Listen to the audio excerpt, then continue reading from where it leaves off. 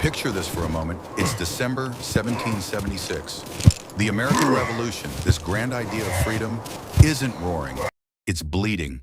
The dream of independence is hanging by a thread so thin you could snap it with a breath.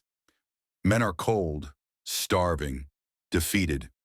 Many of them don't even believe the war can be won anymore. And on this night, most of the world is convinced that America has already lost. The Continental Army is collapsing, not metaphorically, literally. Soldiers are leaving, enlistments are expiring, boots are torn apart, feet are wrapped in rags. Some men are marching barefoot through snow stained red with blood. Others are deserting quietly in the night, choosing survival over a cause that feels already dead. This is not the revolution you see in paintings. This is desperation. Just months earlier, the Americans had declared independence with bold words and brave signatures. But words don't stop cannons. And by late 1776, the British Empire, the most powerful military force on earth, has come crashing down on their rebellion with full force. New York has fallen. Fort Washington is gone. Fort Lee is abandoned. The British are winning so fast that they can barely keep up with their own victories. General William Howe believes the war is practically over. King George believes it too. Europe is watching and laughing. And George Washington, he's running. That's not an insult. That's history. Washington and his army are retreating across New Jersey, chased relentlessly by British troops. Every mile they fall back, the idea of American independence fades further. Towns that once cheered the revolution now close their doors. Farmers refuse to help. Civilians swear loyalty to the crown just to survive. Morale is shattered. Thomas Paine will later write that these are the times that try men's souls. And he wasn't exaggerating. This is the moment when revolutions die, not with a dramatic final battle, but quietly as people stop believing. If you're finding value in stories like this, the kind history books skip over, this is a good moment to subscribe. Because American history isn't just about victories, it's about moments like this, when everything almost ended. By December 25th, Washington's army has dwindled to barely 2,400 men. Many of them are sick. Many are exhausted. Most of them are days away from the end of their enlistments. When January comes, they are legally free to walk away. And Washington knows it. He also knows something else. If nothing changes, if no miracle happens, the revolution will be over within weeks. So he makes a decision that borders on madness. On the other side of the icy Delaware River sits the town of Trenton, New Jersey. Stationed there are nearly 1,500 Hessian soldiers, German mercenaries hired by Britain. They are experienced fighters, disciplined, feared, and Washington plans to attack them. On Christmas night, this isn't bold confidence. This is a last throw of the dice. The weather is brutal. Snow, sleet, freezing rain. The river is choked with ice.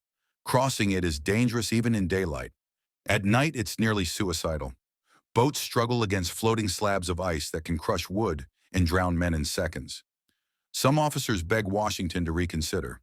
Others quietly believe the army won't survive the crossing. If the attack fails, the British will crush what's left of the Continental Army by morning. There will be no second chance. But Washington doesn't hesitate. He orders the crossing.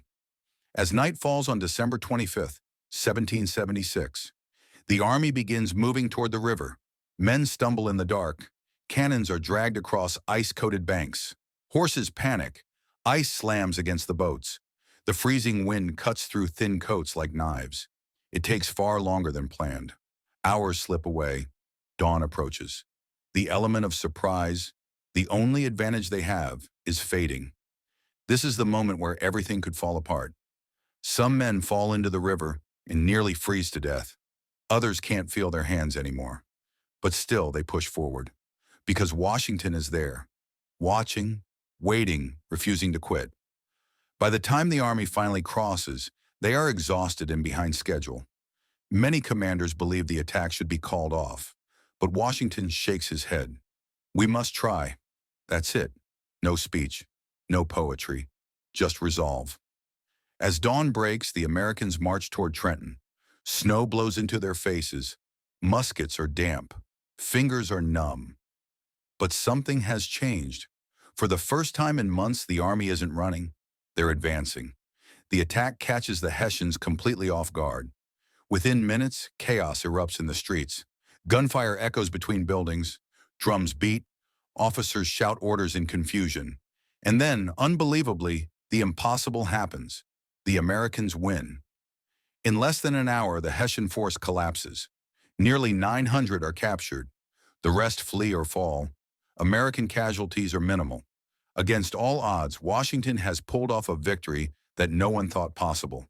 But here's the part most people don't understand. This wasn't just a battle. This was a resurrection. News of the victory spreads like wildfire. Newspapers print it. Word travels from town to town. Farmers come back. Soldiers re-enlist. Men who had lost faith suddenly believe again. The revolution, which had been seconds from dying, takes a breath, and Washington doesn't stop. Days later, he strikes again at Princeton. Another victory, another shock to the British. Suddenly, the unstoppable empire looks vulnerable. Suddenly, the rebels look dangerous. Foreign powers take notice. France begins to reconsider. Support increases. Momentum shifts. All because one man refused to accept defeat when defeat seemed inevitable. If you're still watching, take a second and subscribe. Because stories like this remind us that America wasn't born strong. It was born desperate and survived because people refused to quit. But make no mistake, this could have gone the other way. If the river had been rougher, if the ice had crushed a boat, if the Hessians had been alert, if Washington had hesitated for even a moment, there would be no United States, no Constitution, no presidency, no land of the free. History often turns on speeches and signatures, but sometimes it turns on freezing nights, broken men, and impossible choices. The American Revolution wasn't saved by comfort. It was saved by courage in the darkest hour. And that's the part we should never forget, because the real lesson isn't about the past. It's about what happens when everything looks lost and someone still steps forward. If this story moved you, share it with someone who loves American history.